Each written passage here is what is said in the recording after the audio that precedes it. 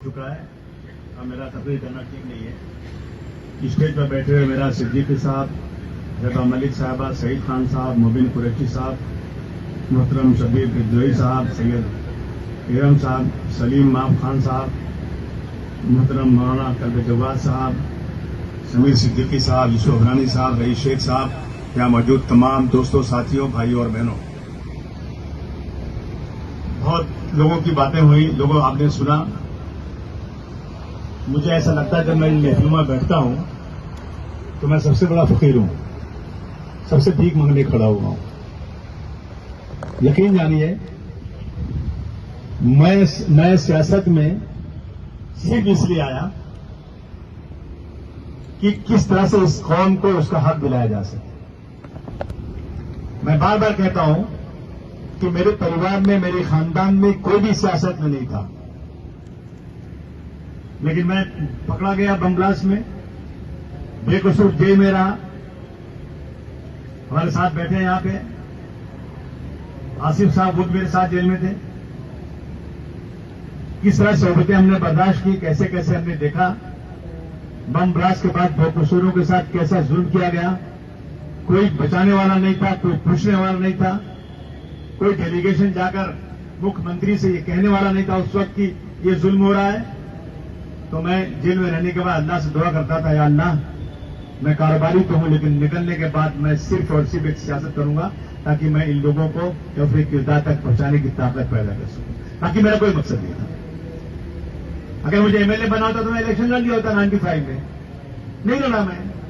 95, 96, 97, 98, 2000, 2001, 2002, कितने साल हो गए, कितने इलेक्शन हुए, कारपोरेशन के हुए, एमएलएस के हुए, एमपीस के हुए, लेकिन मैंने कभी इलेक्शन नहीं लड़ा।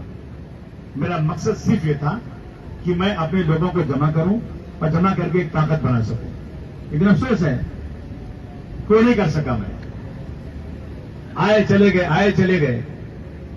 यूसुफ भाई, अगर सब लोग रहे होते आज तो यकीन जानिए एक बहुत बड़ी ताकत हमारी बन गई होती, और किसी की ताकत नहीं थी ये कह देता कि मस्जिद में घुसकर मारेंगे।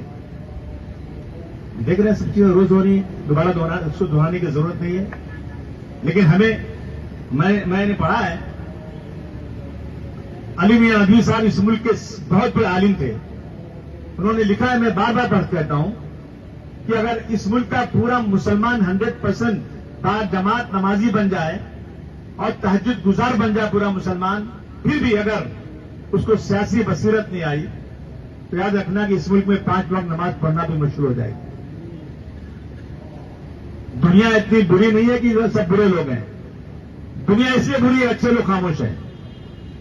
बोलिए, आगे बढ़िए, अल्लाह ने जिंदगी इसीलिए दिया है।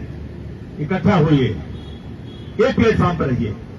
क्या यह नहीं हो सकता कि हम लोग अपने पूरे मुंबई के लोगों को से राय मशवरा करें, राय मशवरा करके एक कमेटी बनाएं और हम एक रहें। अगर एक रहेंगे तो इंशाअल्लाह ताला हमारी ताकत बनेगी, असेंबली में बोलने की, असेंबली में हमारे नुमाइंदे भेजने की हमारी एक ताकत बनेगी। लेकिन क्या है कि हर आदमी खड़ा हो जाता है, कोई 200 वोट लेगा, कोई 300 वोट लेगा, कोई 500 वोट लेगा और जीतने वाले को हरा देता है। मैं आखिर में बता दूं आपको, मैं समाजवादी पार्टी में क्यों हूं, इसकी वजह है। मुझे बताइए, जब दिल्ली के अंदर ओखला में जब वो हुआ था, गोली चली थी, क्या बोलते हैं उसको, बटला हाउस में, मैं एमपी था उस वक्त। एक ही डिमांड थी हम लोग की उस वक्त की सरकार से कि इसकी सीबीआई इंक्वायरी करवा दो। नहीं करवाया, आज तक नहीं करवाया, कितने साल हो गए। लेकिन मैं देखता हूं उत्तर प्रदेश में एक सिपाही मारा गया इलाहाबाद के पास, क्या नाम था उसका, जाउल हक के मारने पर उसकी बीवी ने कहा कि मुझे सीबीआई इंक्वायरी चाहिए, एक आदमी पे। समाजवादी सरकार ने कहा कि मैं अपनी सरकार की एक जो ऑफिसर की इंक्वायरी करवा, कहा नहीं, ये बेईमानी होगी। राजा भैया समाजवादी पार्टी का मिनिस्टर है और उसी की सरकार इंक्वायरी करेगी तो कभी इंसाफ नहीं होगा एक आदमी के लिए। अखिलेश यादव ने सीबीआई इंक्वायरी कराया और राजा भैया को मिनिस्ट्री से निकाल कर बाहर कर दिया। 6 महीने इंक्वायरी पूरी हुई और इंक्वायरी में उनका नाम नहीं आया। किसकी इंक्वायरी, सीबीआई की। और समीर भाई, उसकी बीवी जो इतने इल्जाम लगा रही थी उसको अखिलेश यादव जी ने एक सिक्योरिटी दिया, एक वेपन्स के साथ 25 लाख रुपए दिए और उसको एक अच्छी नौकरी दिया।